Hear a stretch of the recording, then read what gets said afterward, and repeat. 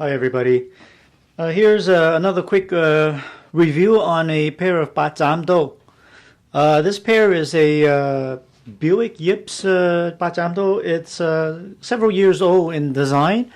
The reason why I got it was used and it was at a good price. I bought it for like 110 bucks. And I just gonna review it. It's a kind of a straight stabber design. It is flippable. It's flippable. And the blade itself is 11.54 inches. 11.5 inch blade, and it is not bad. The handle, once again, I don't know why they make them so small, because I have a small hand, and even then the handle is too small for my hand. Notice this width here is really way too thin for me to, or anyone, to get a good grip. So when I have it held like this, because there's a gap here, if you could see, there's a little gap right here. Even when I try to close my pinky, there's a little gap right there. So when you try to use the sword, it will wobble. Plus these corners here, these corners right here and right here, as well as these two corners here and here, they're kind of sharp or uncomfortable, let's say. So whenever you get a Bart Cham Dao, is that you have to wrap the handle. Otherwise, it's not going to be a good tight fit for your grip, and it's going to be loose. And even the texture of it is kind of smooth with this ebony looking kind of wood, which is very nice, but for practicality wise, it's not so good. The blade is made of 3CR13 mauve stainless steel. It's 4 millimeters thick, almost all the way through. There's a ricasso here, and the grind starts from here to there. You probably could see this here. The grind is right here. And the only difference is that this is the more modern one. This is the latest Buick Yip design. Also, they are now also through Everything Wing Chun.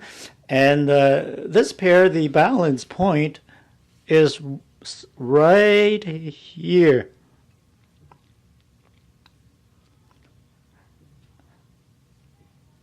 Right there. So this handles really well, and it's really light in the hand. However, this one is kind of heavy on the bladed side. Not that it's heavy, that the sword is heavy. I think the sword is around 1.7 pounds, which is not on the light side, but not exactly on the heavy side. But however, the balance point is way past the other one. It's at least a centimeters more than the latest version here. It's balanced here. The other one we're balancing about here, and the black pair, and this older pair is balanced over here, which give this blade more of a heavy feel when you chop down. So in other words, you're going to get a stronger chop, but you're going to have less maneuverability compared to this one. And as well, this one it's got the angled handle. As you can see, the handle bends downwards so that you can have a more powerful thrust. Whereas this one, it's straight almost. The design is that the handle is straight, as the same as the blade. So here they are, and what I did was I took your regular tennis racket tape. Don't use hockey tape. Hockey tape, when you use hockey tape, it starts to get sticky, and I find that the adhesive comes right through the tape after a while, and it's not very good. Tennis tape's the best. So I used tennis tape, and I just wrap it around, and it gives it a really, really good feel to it. I didn't care about the look of this. I wrapped it around, even around the quill in here, for these sharp edges and the sharp edges there. and it really cushions the hand so that when you hold it, you don't get gouged by the rough corners, the sharp corners that feels uncomfortable. And I also made a little bit more tape at the bottom here so that it doesn't look as thin as it is there. So now when I hold it, it really gives me a pretty good grip that I'm not going to really lose this sword as opposed to what it was before. It's funny there. This says here, Bart Cham Dao. Right there says Bart Cham Dao. Usually the other one says something like Wing Chun or something, but apparently both says Bart Cham Dao. There's no left and right. You can hold these both sides.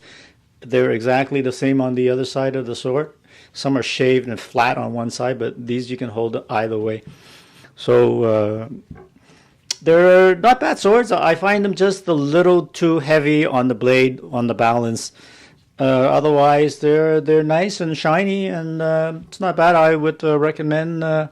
Sometimes it pays to look on your Craigslist or whatever, and sometimes buying used, it's fun because you don't really need to spend a lot of money. Sometimes when you want these for practice, you're gonna hack them up anyhow.